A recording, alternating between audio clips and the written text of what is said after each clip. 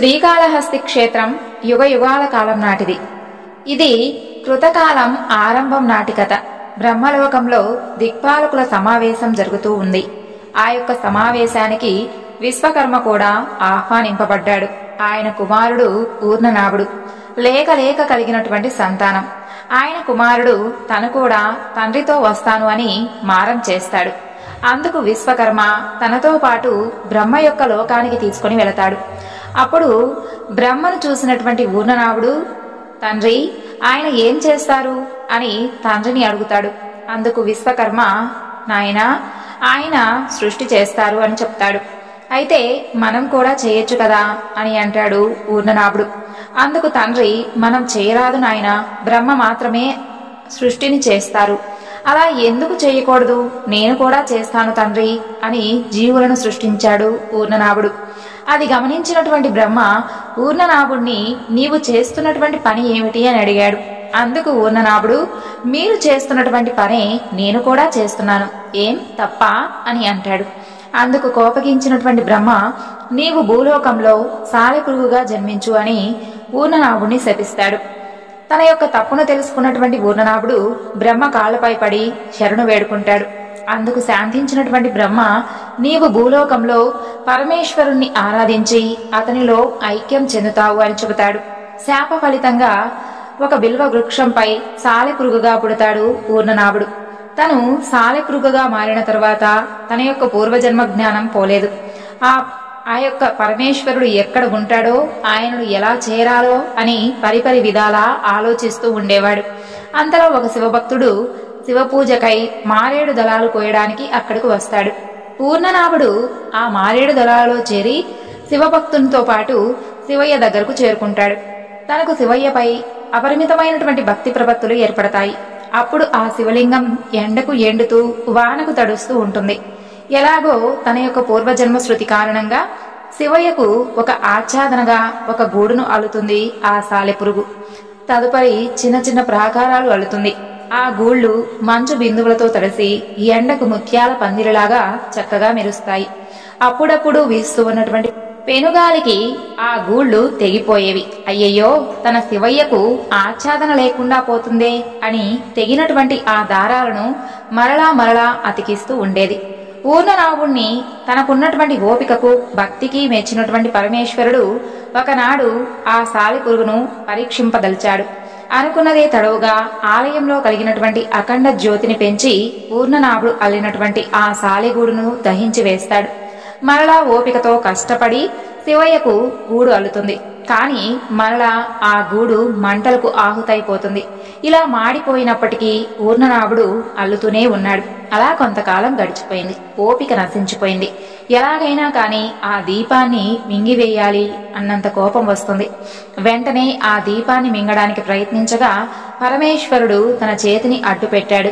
ఊర్ణనాభా, ఆగు, నీ భక్తికి నేనెంతో సంతోషించాను అని అంటూ ఆయన అక్కడ ప్రత్యక్షమవుతాడు. ఊర్ణనాభుడు పరమేశ్వరుని దర్శించగానే తన యొక్క పూర్వరూపం వచ్చి తనకు ముక్తి ప్రసాదించమని, తన పేరు కూడా చిరస్థాయిగా ఉండేలాగా వరాన్ని కోరుకుంటాడు.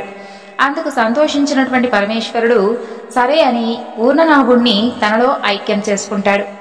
సాలెపురుగు స్త్రీ అని కూడా పిలుస్తారు. ఆ రకంగా కృతయుగంలో కీటకమైనటువంటి సాలెపురుగు కరుణించి కటాక్షించినటువంటి పరమేశ్వరునకు మనం కూడా శంభో శంకర హరహర మహాదేవ శంభో భక్త శివశంకర అని మనసులో జేజేలు పలుకుదాం. ఆ శివయ్య యొక్క అనుగ్రహం మనందరిపై ఉంటుంది. ఆ తరువాత కృతయుగం గడిచిపోతుంది. త్రేతాయుగం మొదలై చివరి దశకు చేరుకుంటుంది. అప్పుడు కాలుడు అనేటటువంటి మదోన్మాది ఉండేవాడు. అతను ఒక శివరాత్రి పర్వదినాన శివ ఆరాధన చేయకుండా శివభక్తులను పరిహాసం చేస్తూ ఉండేవాడు. పరమ దయామయుడైనటువంటి పరమేశ్వరుడు తనను దూషించినా పట్టించుకోడు. కాని తన భక్తులను పరిహాసం చేస్తే మాత్రం ఆయన ఓర్వలేడు. అప్పుడు సాంబశివుడు కాలుని రప్పించి తన భక్తులను దూషించిన కారణంగా నీవు పాడులోకమైనటువంటి పాతాళ లోకంలో జన్మించమని శపించాడు. కాలుడు తన తప్పును గ్రహించి పశ్చాత్తాపం చెంది పరమేశ్వరుని కాళ్లపై పడి తన తప్పును మన్నించమని కోరుకుంటాడు. అందుకు ప్రసన్నుడైనటువంటి పరమేశ్వరుడు, నీవు పాతాళ లోకంలో సర్పంగా జన్మించి నన్ను సేవించి నా యొక్క సాయుధ్యాన్ని పొంది ఆ తరువాత శాప ఫలితంగా కాలుడు పాతాళ లోకంలో జన్మిస్తాడు. పాతాళ లోకంలో సర్వ సంపదలు రాణులతో చక్కగా అనుభవిస్తూ సుఖంగా ఉండేవాడు. అలా కొంతకాలానికి అతని యొక్క పూర్వజన్మలో జరిగినటువంటి సంఘటన అంతా కూడా గుర్తుకు వస్తుంది. అతను శివయ్యను వెతుక్కుంటూ గజకాననం చేరుకుంటాడు. వెతకపోయినటువంటి తీగ కాలికి తగిలింది అని అన్నట్లుగా ఒక చెట్టు కింద శివలింగాన్ని చూస్తాడు. వెంటనే అతనికి కర్తవ్యం బోధపడుతుంది. ప్రతిరోజు కూడా 5 గంటలకు నిద్రలేచి విలువైనటువంటి రత్నాలను, మణులను, మాణిక్యాలను తెచ్చి శివయ్యను పూజిస్తూ ఉండేవాడు. అదలా ఉండగా ద్వాపర కాలం మొదలవుతుంది. కైలాసంలోని బ్రహ్మగణాలలో హస్తి అనేటటువంటి ఒక కింకరుడు ఉండేవాడు. అతను పరమ అహంకారి. అతను పరమశివుని దర్శనం చేసుకోవాలని బయలుదేరుతాడు. అక్కడ ఉన్నటువంటి ద్వారపాలకులు శివపార్వతులు ఏకాంత సమయంలో ఉన్నారు, వారిని దర్శించుకోవడం ఇప్పుడు కుదరదు అని చెబుతారు. వారి మాటలు కూడా లెక్క చేయకుండా శివపార్వతుల యొక్క ఏకాంతంలో ఉండగా దర్శించుకుంటాడు. ఆగ్రహించినటువంటి శంకరుడు హస్తిని వినయ విధేయతలు లేనటువంటి కారణంగా భూలోకంలో మదపుటేనుగై పుట్టమని శాపాన్ని ఇస్తాడు. శివుని యొక్క శాప కారణంగా హస్తి మదపుటేనుగై భూలోకంలో జన్మించింది. ఒకరోజు అది ఆడు ఏనుగులతో విహారం చేస్తూ గజకానంలోని శివలింగాన్ని చూస్తుంది. అప్పుడు తన యొక్క గత స్మృతులు గుర్తుకు వస్తాయి. ఆనందంతో పరవశించిపోతుంది. శివయ్య మీద భక్తి ప్రపత్తులు పుట్టుకొస్తాయి. వెంటనే తాను స్నానం చేసి తొండం నిండుగా నీరు నింపుకుంటుంది. చుట్టుపక్కల ఉన్నటువంటి మారేడు దళాలను సేకరిస్తుంది. కలువ పూలను తెస్తుంది.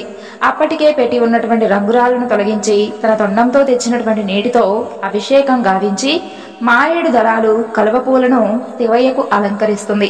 కన్నార్పకుండా చూస్తూ, శివయ్య ఎంత అందంగా ఉన్నావయ్యా అని మురిసిపోయేది. మరలా రేపు వస్తానయ్యా అని అంటూ వెళ్లిపోయేది. మరునాడు తెల్లవారింది. కాలుడు నిద్రలేచి శివయ్యను చేరుకుంటాడు. తను పూజించినటువంటి మనులన్నీ నేలపాలై ఉండడం గమనిస్తుంది. లింగంపై ఆకులు, అలమలు, ముళ్ళు ఉండడం గమనిస్తుంది. తనకు మనసు కలత చెందుతుంది. తాను ఎన్నో విలువైనటువంటి మణిమాణిక్యాలు ఉంచితే ఎవడో గిట్టనివాడు వాటిని తొలగించి చెత్తను తీసుకుని వచ్చి పెట్టాడు అని అనుకుంటుంది.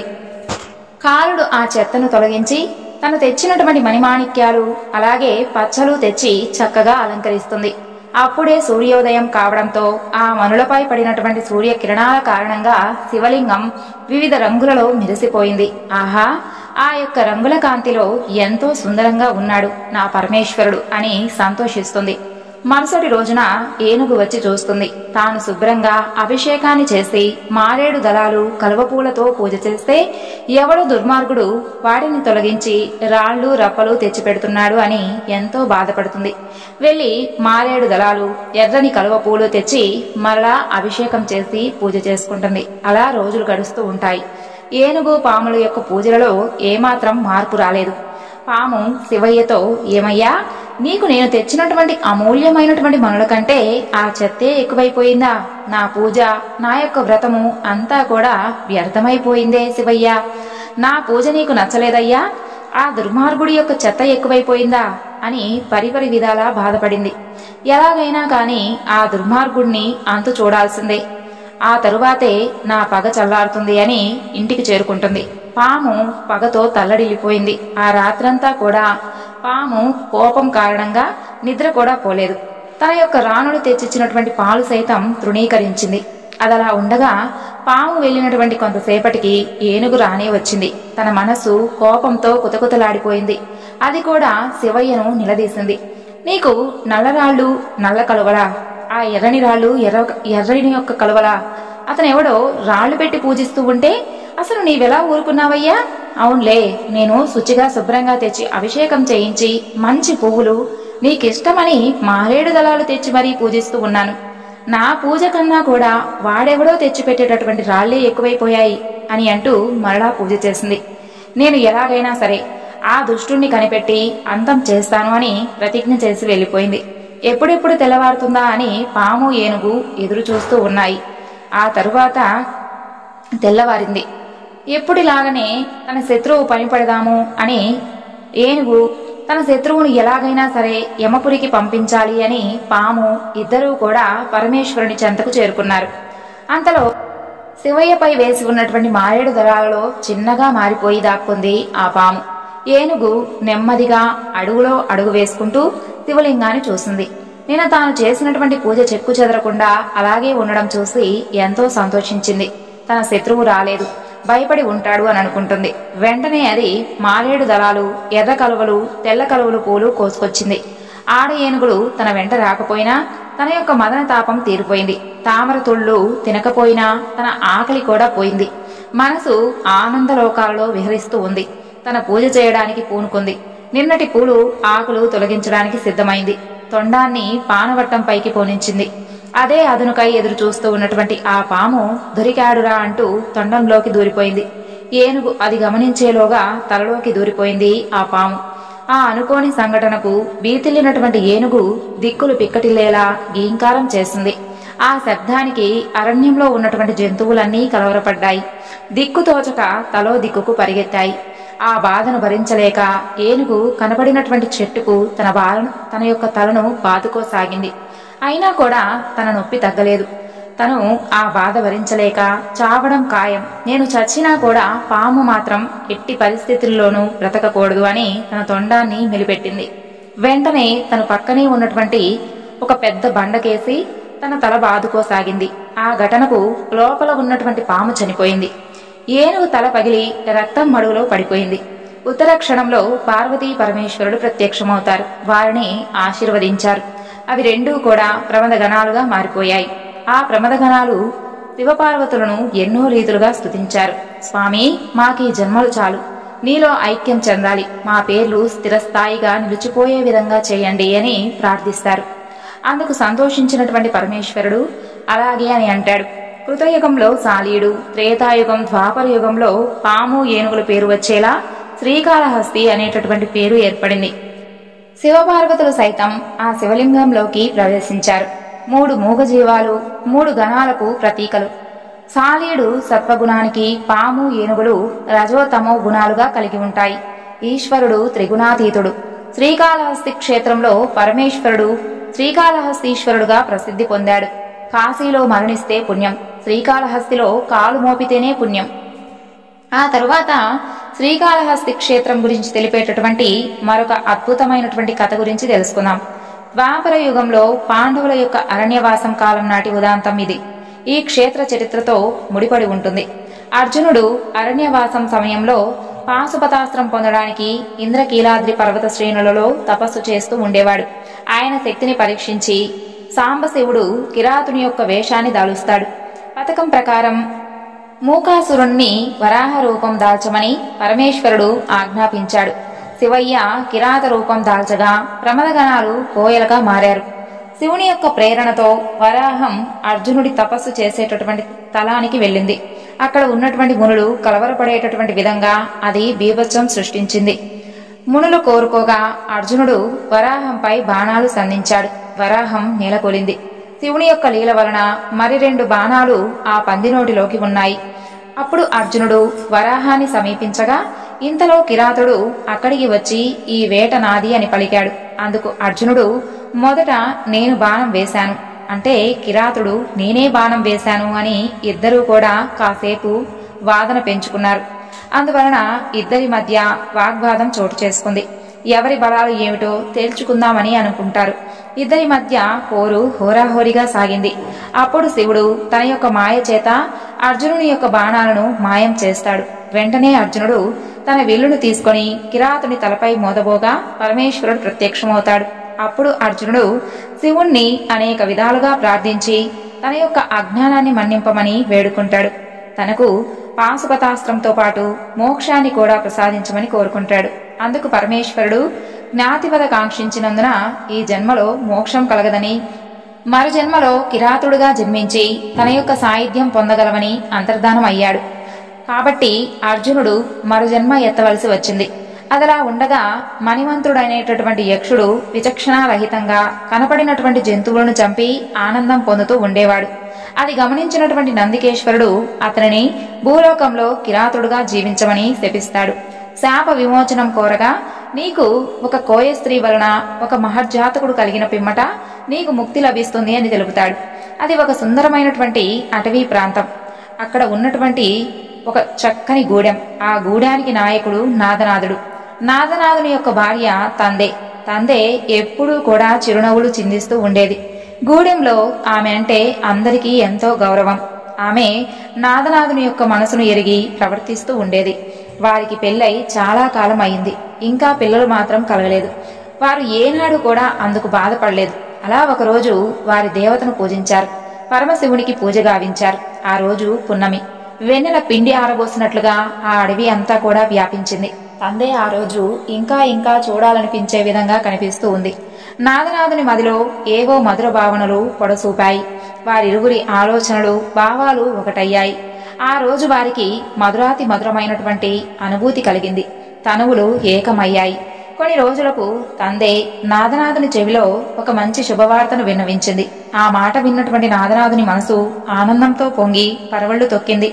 ఇన్నాళ్లకు తన కోరిక తీరబోతుంది అని అనుకుంటాడు. అందరినీ పిలిచి ఆమెకు కావలసినటువంటి పదార్థాలు, ఆమెను కాలు కింద పెట్టకుండా చూడమని చెబుతాడు. తందే ముఖం రోజు రోజు వెలిగిపోతూ ఉండేది. ఆమె శరీరం ఎన్నో మార్పులు చేర్పులు వచ్చాయి. నాదనాథుడు స్వయంగా తానే వేటకు వెళ్లి అనేక రకాలైనటువంటి జంతువులను వేటాడేవాడు. పుట్టతేనెను తెచ్చేవాడు. తందేకు ఇష్టమైనటువంటి వంటలు చేయించి పెట్టాడు. వారి ప్రేమకు గుర్తుగా ఆమె ఒక మంచి శుభదినాన 12 మగబిడ్డను ప్రసవించింది. ఆ గూడెమంతా కూడా ఆనందంతో నిండిపోయింది. పండుగ వాతావరణం నెలకొంది. పుట్టిన బిడ్డడు దేదీప్యమానంగా వెలుగొందుతూ ఉన్నాడు. ఆ పిల్లవానికి తిన్నడు అనేటటువంటి పేరు పెట్టుకున్నారు. లేక పుట్టినటువంటి బిడ్డడైనందున అందరూ కూడా అల్లారు ముద్దుగా చూసుకుంటూ ఉండేవారు. పిల్లవానికి బొమ్మ విల్లు, బొమ్మ బాణాలతో విలువిద్యలు నేర్పిస్తూ ఉండేవారు. కాని తిన్నని గురి మాత్రం ఎప్పుడూ తప్పేది కాదు. వాటితోనే తిన్నడు ఎగిరేటటువంటి పక్షులను కూడా కొట్టేవాడు. తిన్నని గురికి తల్లిదండ్రులు ఎంతో ఆశ్చర్యపడేవారు. తన 7 పిల్లలతో జతకట్టి నాయకత్వ లక్షణాలు ప్రదర్శించేవాడు. తిన్నడు దినదిన ప్రవర్ధమానమవుతూ యుక్త వయసులోకి అడుగుపెట్టాడు. తందే కొడుకును పెళ్లి చేసుకోమని అడుగుతుంది. తిన్నడు ఏమీ చెప్పలేదు, మౌనంగా ఉండిపోయాడు.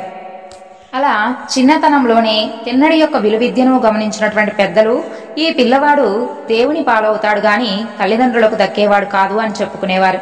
పలు రకాల విల్లంబులు వాడడంలో ఎంతో నేర్పు సాధించాడు తిన్నడు. బోయలు నాదనాథుని వద్దకు వెళ్లి తిన్నడికి వేట పద్ధతులు నేర్పాలని చెప్పారు. బోయగూడెంలో కాటిరేనికి జాతర జరుగుతూ ఉండేది. కాటిరేని అంటే ఆ గూడెపు దేవత. ఏ పని మొదలు పెట్టాలన్నా కూడా అక్కడ జాతర జరగవలసిందే. నాదనాథుడు జాతరకు చాటింపు వేయించాడు. మరుసటి రోజు జాతరకు అందరూ కూడా సిద్ధమయ్యారు. నాదనాథుడు తందే తలస్నానాలు చేసి మంచి బట్టలు కట్టుకున్నారు. వారి యొక్క ఆచారం ప్రకారం రకరకాల దండలు కూడా ధరించారు. తిన్నడు స్నానం చేసి కాసకోక ధరించాడు. విభూది పూసుకున్నాడు. రక్షాబంధనం ధరించాడు. రకరకాల మూలికలతో కూడినటువంటి దండలను ధరించాడు. కాటిరేనికి రకరకాల పూలతో పూజ చేశారు. తను వాడేటటువంటి విల్లంబులను కాటిరేన వద్ద ఉంచి పూజించారు. తదుపరి బోయలందరూ కలిసి మద్యం సేవించి వారి యొక్క ఆచారాన్ని అనుసరించి నాట్యం చేశారు. ఆ తరువాత తిన్నడిని కాటిరేని అంత గొప్పవాడు కావాలి అని దీవించారు. మరుసటి రోజు నాదనాథుడు అనుభవం ఉన్నటువంటి బోయలతో కలిపి తిన్నడును వేటకు పంపిస్తాడు. తందే అనేక రకాలుగా బుద్ధులు చెప్పి వేటకు సాగనంపింది తిన్నడిని. తిన్నడు మిగిలినటువంటి బోయలు దట్టమైనటువంటి అడవిలోకి వెళ్లారు. రకరకాల జంతువులను వేటాడాడు తిన్నడు. ఎగిరేటటువంటి పక్షిని, పరుగెత్తేటటువంటి లేడిని గురిచూసి కొట్టాడు. అతనితో వెళ్లినటువంటి బోయలందరూ కూడా అతను వేటాడేటటువంటి పద్ధతిని చూసి అబ్బురపడ్డారు. అనేక రకాల క్రూర మృగాలు, రకరకాల పక్షులను వేటాడి తిన్నడు నాదనాథునికి పంపించాడు. వేటకు వెళ్లినటువంటి వారు వేట కొరకు దట్టమైనటువంటి అడవిలో 10 రోజులు అంతకంటే ఎక్కువ రోజులు ఉండిపోతారు. వారు మొదటి రోజు బోయలంతా కలిసి అడవిలోనే జంతువులు కాల్చుకుని తిన్నారు. బాగా కాలినటువంటి మాంసపు ముక్కలను పుట్టతేనెలో నంచుకుని తిన్నారు. అక్కడే వేసుకున్నటువంటి డేరాలలో నిద్రపోయారు. ఉదయాన్నే తిన్నడు వేటకు బయలుదేరాడు. ఒక్క మృగం కూడా కొట్టలేకపోయాడు. సూర్యుడేమో నడినెత్తి మీదకు వచ్చాడు. ఒక్క వేట కూడా దొరకలేదు. ఒక్క జంతువు కూడా కనపడలేదు. ఆ తరువాత ఒక జంతువు కనపడుతుంది. బాణం వేయగానే తప్పించుకుంటూ ఉంటాయి. గురి తప్పుతూనే ఉంటుంది. ఏం చేయాలో తోచలేదు. తిరిగి బాగా అలసిపోతాడు. విపరీతమైనటువంటి అలసట కలుగుతుంది. పక్కనే ఉన్నటువంటి చెట్టు కింద పడుకుంటాడు. వెంటనే నిద్ర పట్టేస్తుంది. నిద్రలో తిన్నడికి ఒక కల వస్తుంది. కిరాత వేషంలో శివయ్య కనిపిస్తాడు. తన వద్దకు రమ్మని పిలిచినట్లుగా అనిపిస్తుంది. మెలకువ వచ్చినటువంటి తిన్నడు ఆ శివయ్య ఎక్కడ ఉన్నాడు అని వెతకడం ప్రారంభిస్తాడు. అంతలో అక్కడికి ఒక పంది వస్తుంది. దానిని కొట్టడానికి విల్లు పైకెత్తి బాణం వేస్తాడు. ఆ బాణాన్ని తప్పించుకుని పారిపోసాగింది. పట్టు వదలకుండా బాణాలు వేస్తూనే ఉంటాడు తిన్నడు. అది తప్పించుకుంటూ వెళ్లి ఒక శివలింగం దగ్గరకు వెళ్లి మాయమైపోతుంది.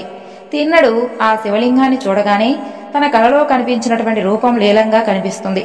అయితే తనకు కలలో కనపడినటువంటి రూపం, తాను వెతుకుతున్నటువంటి రూపం ఒకటే అని భావిస్తాడు. ఆ శివలింగాన్ని చూడగానే తనకెంతో కావలసినటువంటి వ్యక్తిని చూసినటువంటి విధంగా మనసంతా కూడా పులకించిపోతుంది తిన్నడికి. ఈ అడవిలో ఒంటరివిగా ఒక్కడివే ఎలా ఉంటున్నావయ్యా? అసలు నీకేమీ భయం లేదా? రా, నాతో వచ్చాయి, నాతో పాటే ఉందువు గాని అని బ్రతిమిలాడుతాడు. కాని శివలింగం నుండి మాత్రం ఎటువంటి జవాబు రాలేదు. అయ్యో, ఆకలిగా ఉందా? ఏమీ తిన్నట్టుగా లేవే. ఆకలిగా ఉందా? ఎప్పుడు తిన్నావో ఏమిటో, ఉండు ఇప్పుడే వస్తాను అని వెళ్తాడు. వెళ్ళినవాడు మంచి బలమైనటువంటి పందిని చంపి బాగా కాల్చి కరకుట్లు తీసుకుని ఒక తామర దొప్పలో మరొక దొప్పలో తేనె వేసుకుంటాడు. పుక్కిటితో నీటిని తీసుకుని వస్తాడు. పరుగులాంటి నడకతో వస్తాడు. వస్తూనే తన పుక్కిటితో తెచ్చినటువంటి నీటితో శివలింగాన్ని కడుగుతాడు. కాలితో పానవట్టం పైన ఉన్నటువంటి నిర్మాల్యాన్ని తొలగిస్తాడు. కింద కూర్చొని శివయ్యను తినమని బ్రతిమలాడటం ప్రారంభిస్తాడు. కాని శివలింగం నుండి మాత్రం ఎటువంటి స్పందన రాలేదు. నొచ్చుకున్న తిన్నడు, నీవు తినకపోతే నేను కూడా తినను, నాకు ఆకలిగా ఉంది, నీవు తినకపోతే నేను కూడా తినను సుమా అని భీష్మించు కూర్చుంటాడు. కొంతసేపటికి శివలింగం నుండి 2 చేతులు వస్తాయి. అప్పుడు తిన్నడు తెచ్చినటువంటి మాంసపు ముక్కలను తేనెలో ముంచి శివయ్యకు అందించసాగాడు. సరిగ్గా కాలిందో లేదో అని నోటితో కొరికి అందించసాగాడు. శివయ్య కూడా ఆనందంగా తినసాగాడు. అలా కొన్ని రోజులు గడిచిపోయాయి. రోజు అదే విధంగా గడుస్తూ ఉండేది. అక్కడ తిన్నడితో వచ్చినటువంటి బోయలు తిన్నడు కనపడక వెతకడం మొదలుపెట్టారు. అతని జాడ తెలియలేదు. ఇక వారితో పాటు వచ్చినటువంటి వేట కుక్కలు అతని జాడ పసిగట్టి పెట్టాయి. తిన్నడిని గమనించినటువంటి బోయలు అతనిని తమతో పాటు రమ్మని పిలిచారు. ఇంతకాలం ఏమైపోయావురా అని దిగులు పడ్డాము, చివరకు కనిపించావు, పోదాంరా అని అంటారు.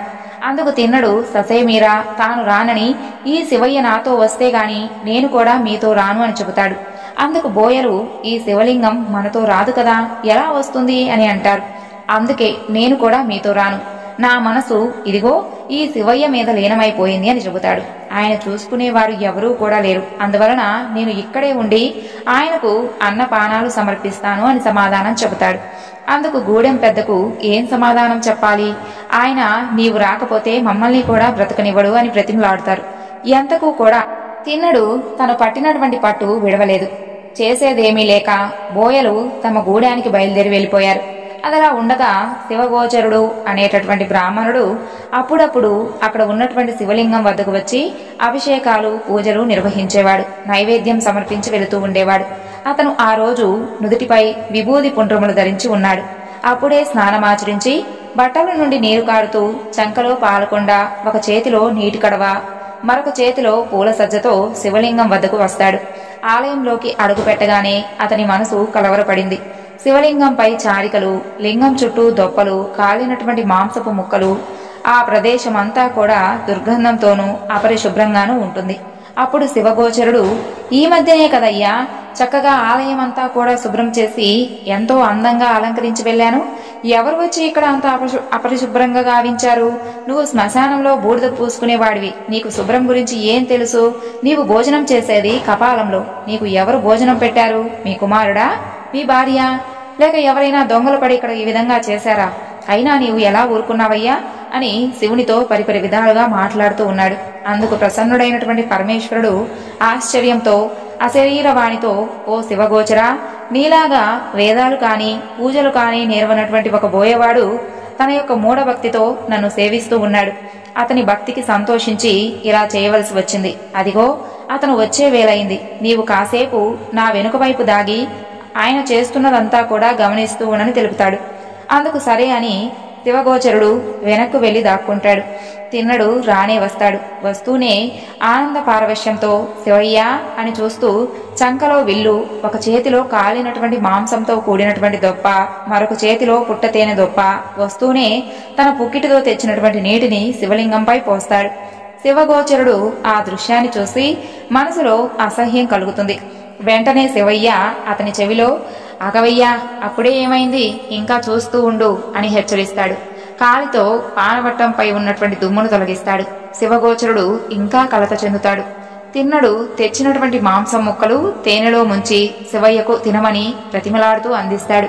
శివగోచరుడు తన మనసులో, వీడిదుంపదేగా, ఇంతకాలం శివయ్యకు మాంసం ముక్కలు పెడుతుంది వీడేనా అని అనుకుంటాడు. అప్పుడు శివయ్య వాటిని స్వీకరించలేదు. దానికి తిన్నడు, నేను ప్రతిరోజు కూడా పెడుతూ ఉంటే తిన్నావు కదా, ఈరోజేమైంది, ఆకలిగా లేదా, లేక ఒంట్లో ఏదైనా నలతగా ఉందా అని అంటూ తినమని ప్రతిమలాడుతూ ఉంటాడు. తిన్నని పరీక్షించదలిచి పరమేశ్వరుడు కంటిలో నీరు కారడం మొదలవుతుంది. అది గమనించినటువంటి తిన్నడు, అందుక నీవు ఆహారం తీసుకోవడం లేదు అని పరుగులాంటి నడకతో బయటకు వెళ్లి తనకు తెలిసినటువంటి ఆకుపసర్లు, మూలికలు తెచ్చి శివకంటిలో పోస్తాడు. అయినప్పటికీ కంట్లో నీరు మాత్రం ఆగలేదు. చుట్టుపక్కల ఉన్నటువంటి గూడాలలోకి పరిగెత్తి అందరినీ అడిగి వారు చెప్పినటువంటి వైద్యాన్ని కూడా చేస్తాడు. అయినా కూడా తగ్గకపోగా కంటిలో నుండి రక్తం కారడం మొదలవుతుంది. తిన్నడికి కాళ్ళు చేతులు ఆడలేదు. అన్ని రకాల వైద్యాలు చేసినప్పటికీ కంటిలో నీరు ఆగకపోగా ఎక్కువగా రక్తం కారడం తనకు ఎంతో బాధ కలిగించింది. నేను చేసినటువంటి వైద్యం వికటించి నీకింకా బాధ కలిగించాను. ఇందుకు ఒకటే ఉపాయం, కంటికి కన్నే మందు. కాబట్టి నా కంటిని తీసి నీకిస్తాను. మొదట తన వాడి బాణంతో రక్తం కారుతూ ఉన్నటువంటి కంటిని తొలగించి వెంటనే తన కన్ను శివయ్యకు అమర్చాడు. అప్పుడు శివయ్య కంటి నుండి నీరు కారడం ఆగిపోయింది. తిన్నడి యొక్క ఆనందానికి అవధులు లేకుండా పోయాయి. కానీ ఆ ఆనందం ఎంతోసేపు ఆగలేదు. మరొక కంటి నుండి రక్తం కారడం మొదలైంది. అప్పుడు తిన్నడు, మరేం పర్వాలేదు, నా రెండో కన్ను తీసి నీకు అమరుస్తానుగా. ఒకవేళ మూడో కన్ను నుండి కూడా నీరు కారితే నా ప్రాణాలు ఇచ్చైనా సరే నిన్ను కాపాడుకుంటాను అని అంటాడు. కాని రెండో కన్ను తీసివేస్తే తనకు కనపడదు కదా అని తన కుడికాలు బొటనవేలును శివయ్య రెండో కన్ను దగ్గర ఉంచి రెండో కన్ను తీసుకోవడానికి ప్రయత్నిస్తాడు. అప్పుడు కైలాసం నుండి ఆది దంపతులు ప్రత్యక్షమై తిన్నడి యొక్క భక్తికి ముగ్ధులైపోతారు. అప్పుడు శివయ్య శివగోచరునితో, ఇతను భక్తుడు, మరి ఇతను భక్తుడు అవునో కాదో నీవే తెలుపమని కోరతాడు. అందుకు శివగోచరుడు, తన యొక్క దుర్మతినై మిమ్మల్ని అతనిని ఇద్దరిని దూషించాను, నా తప్పును మన్నించండి అని వేడుకుంటాడు. అందుకు శివపార్వతులు తిన్నడిని శివగోచరుణ్ణి ఏవైనా వరాలు కోరుకోమని అంటారు. అందుకు మీకంటే వేరే దైవం కలదా, కాబట్టి మాకు మరుజన్మలు లేకుండా మీ యొక్క సాహిత్యం ప్రసాదించమని వేడుకుంటారు. అందుకు సంతోషించినటువంటి స్వామి తదాస్తు అని తనకు కన్నులు ప్రసాదించినటువంటి నీవు ఈనాటి నుండి కన్నప్పగా ప్రసిద్ధి పొందుతావు. శ్రీకాళహస్తి క్షేత్రం ఉన్నంత వరకు నీ పేరు శాశ్వతంగా ఉండిపోతుంది అని అనుగ్రహిస్తాడు. అప్పటి నుండి తిన్నడు కన్నప్పగా మారిపోతాడు. శ్రీకాళహస్తి క్షేత్రంలో తనకంటే తన భక్తునికి ఉన్నత స్థానాన్ని కల్పించాడు పరమేశ్వరుడు. ఎందుకంటే స్వామివారి యొక్క కోవెల కింద ఉంటే భక్తుడైనటువంటి కన్నప్ప గుడి కొండ మీద ఉంటుంది. భక్తునికి తొలి పూజ అయిన తరువాతే శివయ్యకు పూజ జరుగుతుంది. ఇంతవరకు మనం సాలెపురుగు, పాము, ఏనుగు, అలాగే కన్నప్ప గురించి తెలుసుకున్నాం. ఇప్పుడు నక్కీరుడు అనేటటువంటి తమిళ కవి గురించి తెలుసుకుందాం. మధురను రాజధానిగా చేసుకుని పరిపాలిస్తూ ఉన్నటువంటి పాండ్యరాజు ఆ యొక్క ఆస్థానంలో ఒక కవి. పాండ్యరాజు ఆడపడుచు మీనాక్షిదేవి. ఆమె పాండ్యరాజ్యాన్ని ఎప్పుడూ కూడా రక్షిస్తూ ఉంటుంది. పాండ్యరాజు గొప్ప పరాక్రమవంతుడు, కీర్తిలో దేవేంద్ర సముడు, దానగుణం కర్ణునితో పోల్చదగినవాడు. వంశపారపర్యంగా వచ్చేటటువంటి ఒక ఫలకం అగస్త్యమునిచే బహుకరింపబడింది. అగస్త్య మహాముని తమిళ వ్యాకరణం, ఛందస్సు, తమిళ నిఘంటువు తయారు చేశాడు. ఆ ఫలకంపై 18 బీజాక్షరాలు లిఖించబడి ఉంటాయి. ఆ ఫలకం ప్రత్యేకత ఏమిటి అంటే సరస్వతీ సములైనటువంటి కవులు ఎందరు కూర్చున్నా వారికి సరిపోయేటటువంటి విధంగా మారుతుందన్నమాట. ఒక్కరు కూర్చుంటే ఒక్కరికే సరిపోయే విధంగా మారుతుంది. అగస్త్యుడు పాండ్యరాజుకు బహుకరించి దానిని పూజించి ధన్యులు కమ్మని ఆశీర్వదిస్తాడు. పాండ్యరాజుకు ద్రావిడ సాహిత్యం అలాగే శివ సాహిత్యంపై అభిలాష ఎక్కువగా ఉండేది. ఆయన ఆస్థానంలో నక్కీరుడు మొదలైనటువంటి 12 మంది శివకవులు ఉండేవారు. పండిత కవులు ఎవరైనా కవిత చెప్పినా కూడా సంఘఫలకంపై కూర్చునేటటువంటి కవులు మెచ్చుకునే విధంగా చెబితే పాండ్యరాజు వారికి 1000 మాడలు ఇచ్చేవాడు. 1000 మాడలు అనగా 1750 వెండి రూపాయలు లేదా 1750 వెండి తులాలు. పాండ్యరాజు ఏలుతున్నటువంటి ఆ రాజ్యం అంతా కూడా ఒకసారి కరువు కాటకాలతో ఎంతగానో దీనంగా మారిపోతుంది. ప్రజలు తిండి కొరకు చిరుధాన్యాలను, వెదురు బియ్యాన్ని తినేవారు. పగలంతా కూడా విపరీతమైనటువంటి ఎండ, రాత్రిపూట చలిగాలులు వీచేవి. కొంతమంది ప్రజలు వలసలు పోయారు. ఆ ఊరి శివాలయంలో ఒక పూజారి ఉండేవాడు. ఆయన కూడా కరువు కాటకాల వలన శివునికి పూజాధికాలు నిర్వహించలేక వలస పోవాలి అని నిర్ణయించుకుంటాడు. ఆ విషయమై శివయ్య ముందర నిలబడి ప్రార్థించి వెళ్ళాలి అని అనుకుంటాడు. అప్పుడు పరమేశ్వరుడు తాను ఒక పద్యాన్ని వ్రాసి ఇస్తాను, దానిని పాండ్యరాజుకు చూపిస్తే మంచి బహుమతి ఇస్తాడు, దానితో గడుపు అని సూచిస్తాడు. ఆ పద్యాన్ని బ్రాహ్మణుడు రాజుగారి యొక్క ఆస్థానంలో చదువుతాడు. ఆ పద్యంలో స్త్రీకేశబంధం నుండి సౌగంధం వస్తుంది అని ఉంటుంది. వెంటనే నత్కీరుడు స్త్రీకేశబంధం నుండి సౌగంధం రాదు అని అధిక్షేపిస్తాడు. అందుకు ఆ బ్రాహ్మణుడు ఈ పద్యం తాను రాయలేదని స్వయంగా పరమేశ్వరుడే రాసి ఇచ్చాడు అని తెలుపుతాడు. గుణదోషాల గురించి నాకు తెలియదు అని చెబుతాడు. అందుకు నత్కీరుడు పరమేశ్వరుడే రాసినా ఎవరు రాసినా తప్పు తప్పే అని వాదించాడు. బ్రాహ్మణుడు చిన్నబోయాడు. శివుని కోపానికి గురి కావడం వలన శివయ్య అతనిని కుష్ఠిరోగి కమ్మని శపించాడు. శివుణ్ణి పరిపరి విధాలా ప్రార్థించాడు. ప్రసన్నుడైనటువంటి పరమేశ్వరుడు కైలాస పర్వతం చూసిన వెంటనే నీకు శాపం తొలుగుతుంది అని చెబుతాడు. అప్పుడు నత్కీరుడు అందరూ కవులు ఉండగా తానొక్కడే వితండవాదం చేశాను, ఫలితంగా శాపానికి గురి కావలసి వచ్చింది అని పశ్చాత్తాపం చెందుతాడు. ఆ కైలాస పర్వతం గురించి వినడమే కాని నేను మాత్రం చూసింది లేదు. కైలాసం చేరాలి అంటే దుర్లభమైనటువంటి అరణ్యాలు, పర్వతాలు దాటవలసి ఉంటుంది. శరీరంలో వ్యాధి ముదరకముందే బయలుదేరాలి అని అనుకుంటాడు. అనుకున్న విధంగా నత్కీరుడు అనేక తీర్థాలు, క్షేత్రాలు దర్శించుకుంటూ వెళుతూ ఉంటాడు. అలా కొంతకాలం నడిచాడు. కొంత దూరం నడుముపై చేతులు వేసుకుని నడిచాడు. కొంత దూరం పాకుకుంటూ వెళ్ళాడు. తనకు ఒక అడుగు దూరం 1 యోజనంతో సమానంగా ఉంది. శరీరంలో వ్యాధి ముదిరిపోయింది. శరీరం అంతా కూడా చీము కారుతూ దుర్గంధభరితంగా ఉంది. అతను అలా వెళుతూ జనసంచారం లేనటువంటి ఒక అరణ్యంలోకి ప్రవేశిస్తాడు. నడవలేక అతను ఒక మర్రి చెట్టు కింద చేరుకుంటాడు. ఆ మర్రి చెట్టుకు ఒక కొలను ఉంటుంది కింద. మర్రి చెట్టు ఆకులు కింద పడగానే అవి పక్షులుగా ఎగిరిపోతూ ఉంటాయి. నీటిలో పడినటువంటి ఆకులు చేపలుగా మారుతూ ఉంటాయి. ఈ దృశ్యాన్ని చూసినటువంటి నత్కీరుడు ఆశ్చర్యానికి లోనవుతాడు. ఒక ఆకు సగం భూమిపైన సగం నీటిలోనూ పడుతుంది. భూమి మీద పడినటువంటి భాగం పక్షిగాని, మిగిలినటువంటి సగభాగం చేపగాను మారతాయి. చేప నీటిలోకి లాగుతూ ఉంటుంది, పక్షి భూమిపైకి లాగుతూ ఉంటుంది. దానిపైనే దృష్టి పెట్టాడు నత్కీరుడు. అంతలో అక్కడికి ఒక బ్రహ్మరాక్షసుడు వస్తాడు. నత్కీరుని పట్టుకోబోయి ఒక గుహలో పెట్టాడు. ఆ గుహలో అప్పటికే 99 మంది ఉంటారు. ఆ గుహకు అడ్డంగా ఒక పెద్ద బండను పెట్టాడు. అక్కడ ఉన్నటువంటి వారు ఈ నత్కీరుడు అనవసరంగా దొరికాడు, వీడి వలన మన ప్రాణాలు పోతాయి అని అనుకుంటారు. అప్పుడు నత్కీరుడు సుబ్రహ్మణ్య స్తోత్రం చేస్తాడు. సుబ్రహ్మణ్య స్వామి ప్రత్యక్షమై ఆ బ్రహ్మరాక్షసుని సంహరించి అందరినీ విడుదల చేస్తాడు.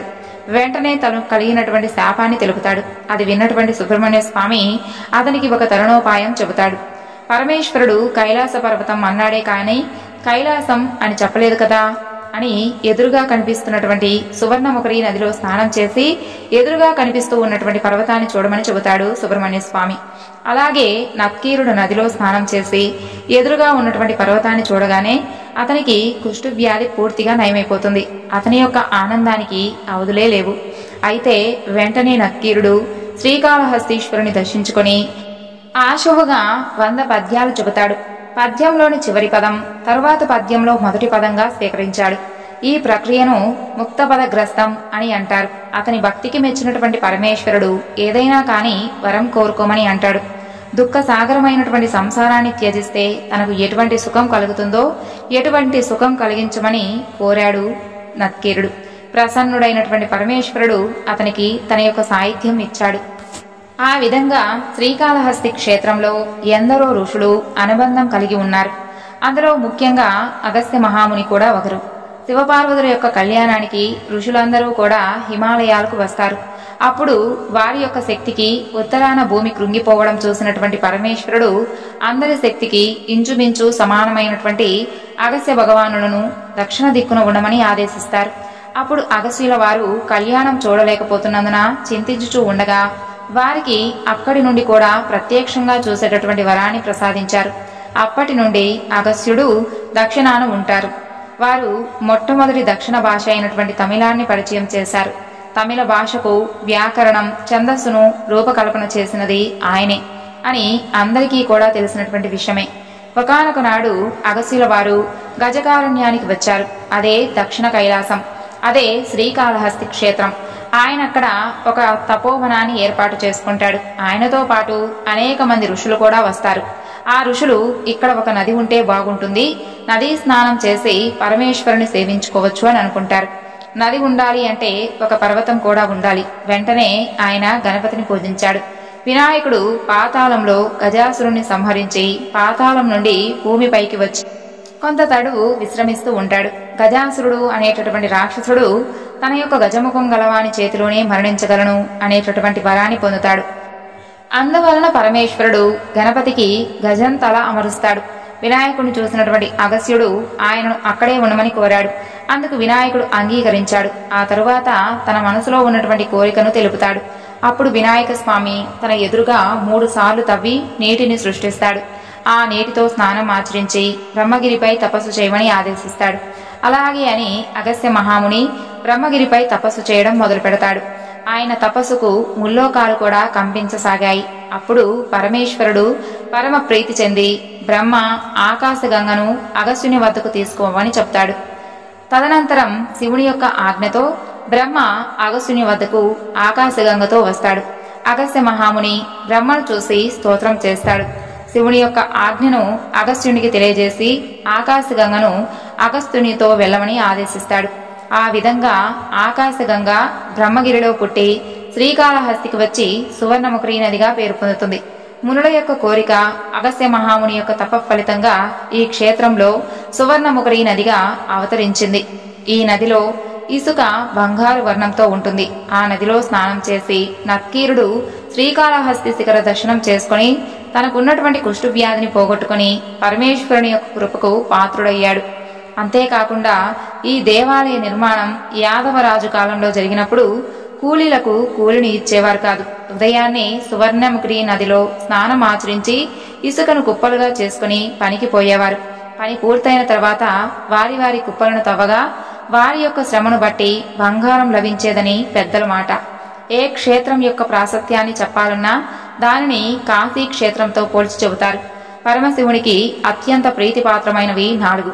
1 పార్వతి, 2 గంగా, 3 కాశీ, అలాగే 4వది దక్షిణ కాశీ అయినటువంటి దాక్షారామం. ప్రళయకాలంలో పరమేశ్వరుడు ఒక కాశీ పట్టణమును తన యొక్క త్రిశూలంపై నిలబెడతారు అనేది ప్రతీతి. ఎక్కడా లేని విధంగా కైలాసంతో సమానమైనటువంటి పట్టణం శ్రీకాళహస్తి ఒక్కటే. అందుకే దీనిని దక్షిణ కైలాసం అని అంటారు. కాశీలో మరణిస్తే పుణ్యం, కాళహస్తిలో కాలు పెడితేనే పుణ్యం. మరి అక్కడే నివాసం ఉండేటటువంటి కైలాసంలో ఉన్నట్లుగా భావించాలి. ఇక ఆ క్షేత్రంలో పరమపదిస్తే కైలాసవాసి అవడం ఖాయం. అక్కడ వెలిసినటువంటి పరమేశ్వరుడు సత్యోముఖంగా ఉండి భక్తులను అనుగ్రహిస్తూ ఉంటాడు. అన్ని దేవాలయాల్లోనూ ప్రదక్షిణం సవ్య దిశలో ఉంటే ఈ క్షేత్రంలో మాత్రమే మనం అపసవ్య దిశలో పరమాత్ముని యొక్క దర్శనం చేసుకుంటాం. అంటే అపసవ్య ప్రదక్షిణ చేయవలసినటువంటి గ్రహాలు రాహుకేతువులు. అందుకే ఈ క్షేత్రానికి రాహుకేతు క్షేత్రంగా ప్రసిద్ధి చెందింది. అంతేకాకుండా పరమేశ్వరుడు తాను నవగ్రహ కవచం ధరించి ఉంటాడు. ఆయనను ఒక్కసారి దర్శనం చేసుకుంటే వారికి ఉన్నటువంటి అన్ని గ్రహ దోషాలు కూడా తొలగిపోతాయి. పరమేశ్వరుడు గ్రహాలన్నిటినీ కూడా తన యొక్క ఆధీనంలో ఉంచుకుంటాడు. శంకరుడు ఆశుతోషుడు. ఈ క్షేత్రానికి సంబంధించినటువంటి పురాణ కథలు ఇంకా అనేకం ఉన్నాయి. అసలు స్వామి వాయులింగంగా పరమేశ్వరుడు ఏ విధంగా అవతరించారో ఇప్పుడు మనం తెలుసుకుందాం. ఒకానొక సందర్భంలో వాయుదేవుడు ఈ క్షేత్రంలో కర్పూరలింగం ఎదుట పరమశివుని గురించి ఘోర తపస్సు చేస్తాడు. పరమేశ్వరుడు భోళాశంకరుడు కదలకుండా నిశ్చలంగా ఉండి తపస్సు చేస్తూ ఉన్నటువంటి వాయుదేవుని యొక్క పట్టుదలకు మెచ్చి ప్రత్యక్షమై ఏం వరం కావాలో కోరుకోమని అంటాడు. సంతోషించినటువంటి వాయుదేవుడు పరమేశ్వరునికి భక్తితో నమస్కరించి 3 వరాలను కోరుకుంటాడు. మొదటి వరం నేను అంతటా వ్యాపించి ఉండాలని అంటాడు. 2వ వరం ప్రతి జీవిలోనూ ప్రాణవాయువు రూపంలో ఉండాలి. 3వ వరం మీరు ఈ క్షేత్రంలో వాయులింగ రూపంలో ఉండాలి అని కోరుకుంటాడు. అందుకు పరమేశ్వరుడు తదాస్తు అని అంటాడు. అప్పటి నుండి కర్పూరలింగం వాయులింగ రూపంలో అవతరించాయి. అప్పటి నుండి పరమేశ్వరుడు వాయులింగ రూపంలో అవతరించాడు. అందుకు గుర్తుగా స్వామివారి పక్కన ఉన్నటువంటి 2 దీపాలు ఎప్పుడూ కదులుతూ ఉండడం గమనించవచ్చు. ఎక్కడా లేని విధంగా ఈ క్షేత్రంలో పచ్చకర్పూరం నీటితో స్వామివారికి అభిషేకం చేస్తారు. పాలు పంచామృతాలు మాత్రం పానవట్టానికి మాత్రమే అభిషేకం చేస్తారు. మూలమూర్తిని ఎవ్వరూ తాకరు. కొన్ని గురుకుల కుటుంబాలు స్వామివారికి అభిషేకం చేయడానికి అర్హులు. ఒకసారి ప్రధాన పూజారి స్వామివారికి అభిషేకం చేస్తూ ఉండగా ఆయన బొటన వేలు స్వామికి తగిలి అది బంగారంగా మారిపోయిందట. అప్పటి నుండి ఎవ్వరూ కూడా స్వామివారిని తాకరు. పూజలన్నీ కూడా నవగ్రహ కవచానికే చేస్తారు. ఇప్పుడు మనం జగన్మాత జ్ఞాన ప్రసూనాంబగా అవతరించినటువంటి కథ గురించి తెలుసుకుందాం. ఒకరోజు శివపార్వతులు ఆనంద తాండవమైనటువంటి తర్వాత కాసేపు కూర్చొని ఒకరితో ఒకరు మాట్లాడుకుంటూ ఉంటారు. పరమేశ్వరుడు అందంగా ఉన్నటువంటి సమయంలో అమ్మవారు ఒక కోరిక కోరుకుంటుంది. తనకు శివ పంచాక్షరి మంత్రాన్ని ఉపదేశించమని అడుగుతుంది. అందుకు పరమేశ్వరుడు నవ్వి ఊరుకుంటాడు. చిన్నబోయినటువంటి అమ్మవారు స్వామిని పదే పదే అడుగగా అప్పుడు ఆయన, పార్వతి, నీవు చంచల స్వభావం కలదానివి, అందువలన నీకు మంత్రోపదేశం చేయలేను అని అంటాడు. అందుకు మీరు నన్ను అనుమానిస్తున్నారు అని అలకపోనింది అమ్మవారు. అందుకు పరమేశ్వరుడు, నీవు మౌనవ్రతం పాటించి రేపు ఉదయం వచ్చినట్లయితే నేను నీకు మంత్రోపదేశం చేస్తాను అని చెబుతాడు. అందుకు ఆనంద డోలికల్లో మునిగిపోతూ పార్వతీదేవి ఆ యొక్క రాత్రి నిద్రపోయింది.